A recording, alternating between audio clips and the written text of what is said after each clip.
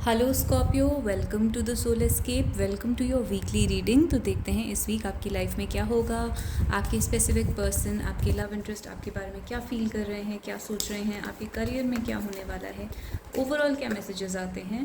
देखते हैं यूनिवर्स आपसे क्या कहना चाहता है इस वीक। तो व्हील ऑफ फॉर्चून, बदलाव का वीक है, चीज़ें चेंज होंगी। मैसेजेस निकाल लेते हैं from the Doreen Virtue cards. So we have attraction. You attract romantic love by enjoying this moment fully. तो पहले सारे कार्ड्स निकाल लेते हैं और बाद में देखेंगे क्या मैसेज निकल के आता है। तो 3 ऑफ स्वॉर्ड्स आया है। I do not take reversals. तो 3 ऑफ स्वॉर्ड्स आपके लिए आया है कुछ हार्ट से रिलेटेड, इमोशनल पेन से रिलेटेड, लव से related. And ace of coins, money का कार्ड आपके लिए आ गया है। So some messages from the fish बोल।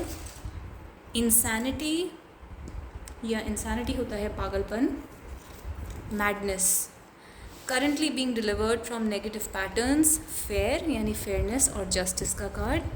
And discipline, you make me want to better myself. तो यहाँ पे आपके लव लाइफ के लिए जो सिचुएशन आ रही है वो कुछ इस तरीके से है कि आपकी लाइफ में बहुत बड़े चेंजेस आने वाले हैं।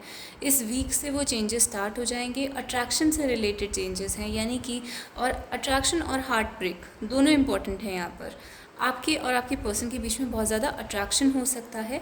एट द सेम टाइम अगर आपने ऐसा फील करा है जैसे कि आपके पर्सन जो है वो आपकी तरफ अट्रैक्टेड नहीं है और उसकी वजह से आपने कोई हार्ट ब्रेक एक्सपीरियंस करा है, तो यहाँ पे उस फीलिंग के अंदर बदलाव आएंगे। यानी कि आपके पर्सन जो हैं उनकी और आपके बीच में अच्छी केमिस्ट्री होगी, बहुत ज़्यादा अट्रैक्शन होगा, बहुत स्ट्रॉन्ग फीलिंग्स होंगी।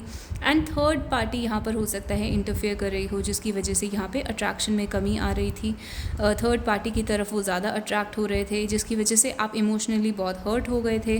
तो इस तरीके की सिचुएशन अगर हुई थी तो यहाँ पर आप उस सिचुएशन से ओवरकम करेंगे, चीज़ें चेंज होंगी। और फाइनेंशियली भी okay, financially let's cover it later, but अभी इस टाइम पर आप उन चीज़ों से ओवरकम करेंगे अपनी लव लाइफ में। और आपको आपके पर्सन जो हैं वो कोई गिफ्ट दे सकते हैं, एक ऑफ़र दे सकते हैं, प्रपोजल, सम लेटर, सम ईमेल, कुछ रिटन मटेरियल, कोई ग्रीटिंग कार्ड, इस तरीके की कोई चीज़, कोई छोटा सा गिफ्ट आपको दे सकते हैं, जिससे एक तरीके का वो सिग्नल होगा, आपको पता चलेगा कि आपके पर्सन के अंदर अभी भी आपके लिए फीलिंग्स हैं। और ये जो फीलिंग्स हैं वो बहुत ज़्यादा स्ट्रॉन्ग हैं, क्योंकि इंसैनिटी और अट्रैक्शन 2 कार्ड्स एक साथ आए हैं। यानी कि जो केमिस्ट्री है 2 लोगों के बीच में, जो अट्रैक्शन है वो बहुत ही स्ट्रॉन्ग है। इंसैनिटी दिखाता है पागलपन को, यानी मैडनेस, यानी कि आपको किसी की तरफ इतना पैशन है, आपके पर्सन को आपकी तरफ इतना ज़्यादा पैशन है कि यहाँ पर वो एक इंसैनिटी का, एक पागलपन का रूप ले लेता है। एंड यहाँ पर लिखा है all I ever wanted was to be good enough for you.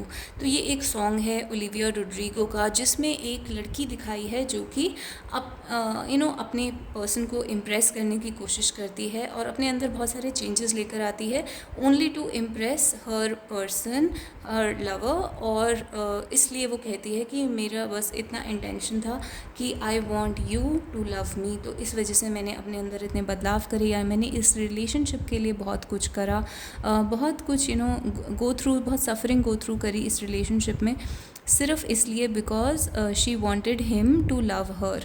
तो आपकी लाइफ में कहीं ना कहीं ऐसी सिचुएशन हो सकता है, बनी हुई हो, जो भी इस सॉन्ग के अंदर स्टोरी है। आप चाहें तो ये सॉन्ग देख सकते हैं।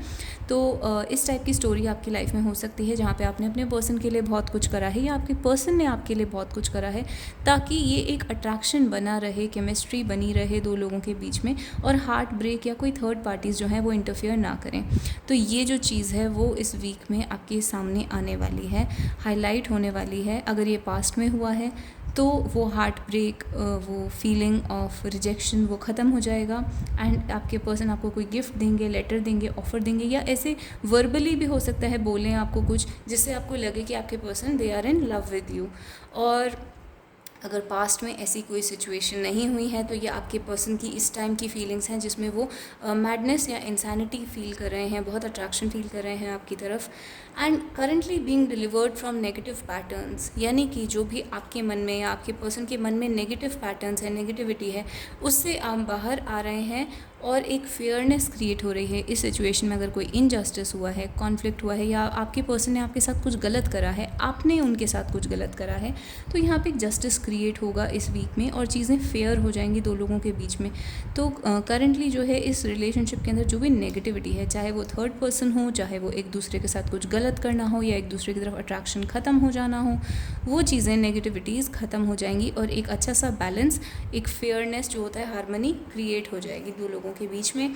और यहाँ पर डिसिप्लिन का कार्ड आया है, यानी कि आप अपने ऊपर काम करेंगे और आपके पर्सन उनके ऊपर काम करेंगे, एक अपने आप को अच्छा इंसान बनाने के लिए एक रिलेशनशिप में एंड जनरली भी लाइफ में आप डिसिप्लिन दिखाएंगे अपने गोल्स की तरफ, अपने करियर की तरफ, अपनी लाइफ की हर चीज़ की तरफ आप डिसिप्लिन रखेंगे कि ताकि आप एक बेटर इंसान बन पाएँ।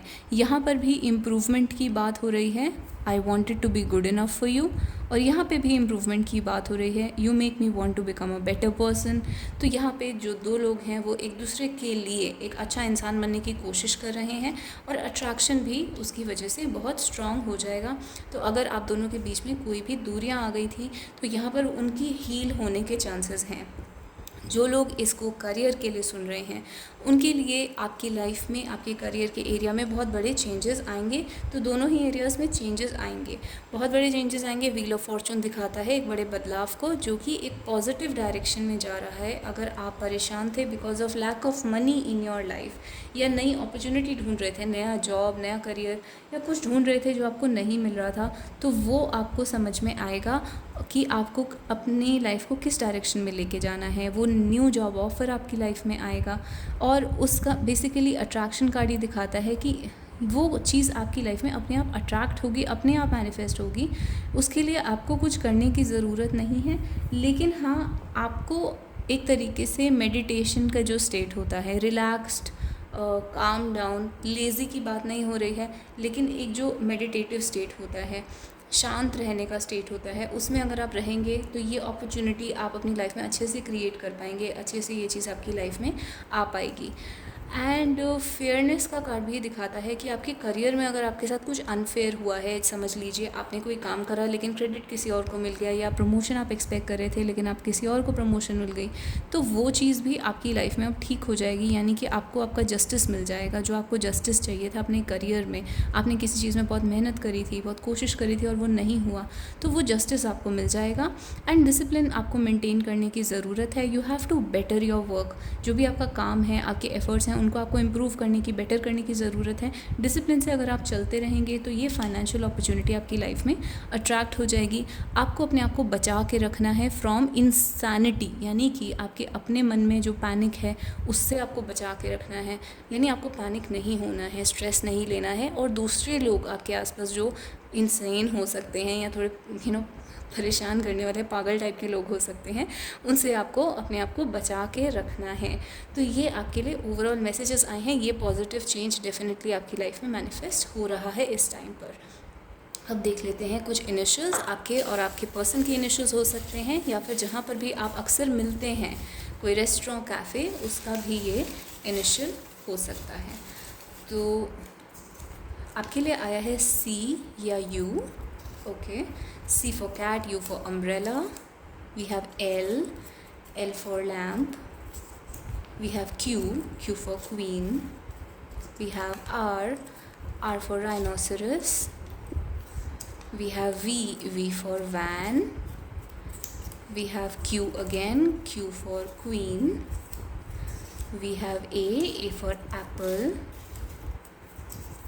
We have S for soul. We have E for eagle.